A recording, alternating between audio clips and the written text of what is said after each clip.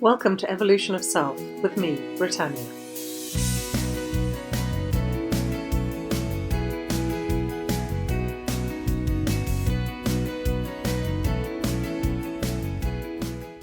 Hello.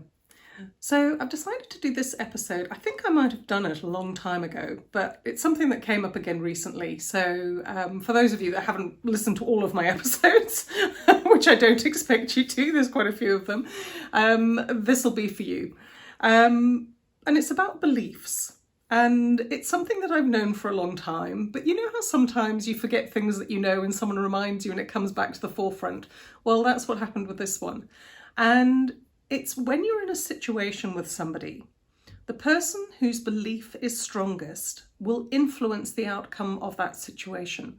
Because when someone believes something more than you believe the opposite, their belief will dominate. And quite often you'll find the person with the less strong beliefs will start to believe the person with the stronger beliefs. Now, sometimes this is a wonderful thing, and sometimes it can be a really scary thing. If you think about people in cults and things like that, quite often that's how that happens, because the person who sets up the cult or who initiates it or starts it has stronger beliefs than the people that they end up bringing into their cult. It's also why some people aren't susceptible to cults, because their own beliefs are stronger than the person who's running the cult. So, and I mean, I'm just talking about cults here, but it could be all number of things.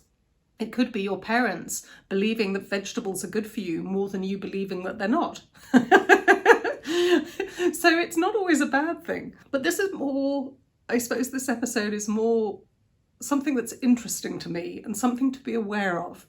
Because if you're in a situation where somebody is vociferously, and I love that word, vociferously standing behind their belief, and you find yourself swaying, just remember that you're only doing that because their belief is stronger than yours.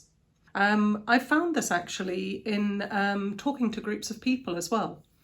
Not just me talking to people, but other people speaking to big groups of people. When you have somebody standing on the stage who really believes in what they're saying, they can influence the whole feel of the room. It was quite interesting. On the course that I did recently, there was one person who was concerned about bringing the ideas of team coaching to their particular client. And the reason they were concerned about this is because their particular clients were people that generally didn't embrace the warm, fuzzy, sort of touchy-feely stuff. And yet, I have experienced it myself. And I've also seen other people that when you believe what you're sharing and you stand in it 100%, you'd be surprised by how many people actually understand and are willing and more open to listen to you. So who you're being in that moment can influence the situation phenomenally. And that's why if you get somebody who isn't certain or who is has stage fright or who is uncertain in themselves in any way, you'll find people doubting what they're saying. It doesn't mean that what they're saying is wrong. It just means the person who's saying it is not standing completely and fully within themselves. So it's also an interesting, I suppose, perspective when if you've got to give a public talk. What do you need to do? Or you've got to work with a group of people. What do you need to do in yourself so that when you go out there and you speak to these people, you can be 100% in alignment with what you're talking about? Because that will have a huge impact on the people you're speaking to. Even if you're a little bit nervous, that's fine, it's normal.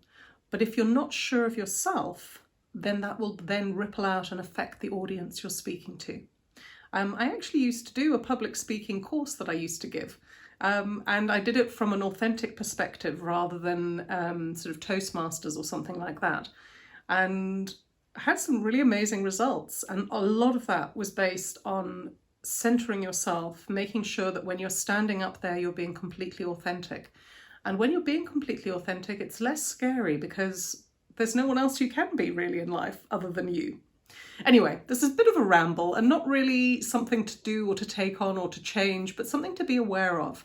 And if you are giving a talk or working with a group of people, then there are things you can do to help to center yourself, to get yourself into alignment. But being aware is the number one thing. Once you're aware of the effect that you can have on people, you realize that the responsibility for that effect lies with you, and that you can change it. As usual, there's loads of links in the show notes below. I recently did a course called A Happiness Boost, which is a free 7-day course, of course, to boost your happiness, which you can access down in the links below, along with links to my social media and my website, should you wish to contact me and do any coaching with me, either individual or team, because I'm now doing team coaching too. So much love from me to you, and have a fabulous week. Bye-bye.